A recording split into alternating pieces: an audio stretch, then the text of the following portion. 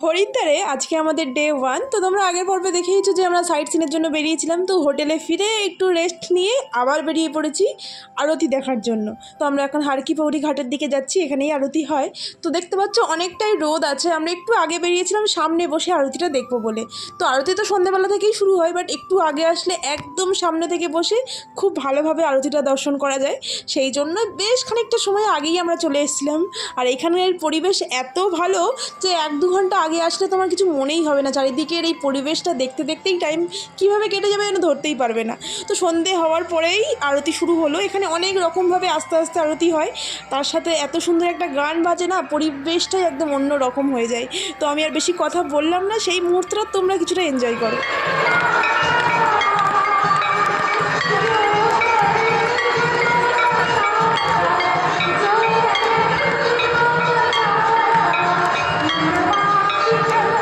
গঙ্গা দেবীর আরতি কমপ্লিট হয়ে যাওয়ার পরে সবাই এখানে প্রত্যেকের প্রদীপ ভাসায় গঙ্গাতে, গঙ্গা মাকে উৎসর্গ করে। তো আমিও একটা প্রদীপ এখান থেকেই কিনে নিই। তো এখানে বিভিন্ন ধরনের প্রদীপ কিনতে পাওয়া যায়। তো আমার এটা পছন্দ হলো, বেশ সুন্দর ফুল টুল দেওয়া ছিল।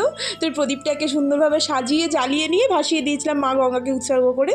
তো দেখা হচ্ছে কাল হরিদ্বারের ডে 2 এর গল্প নিয়ে।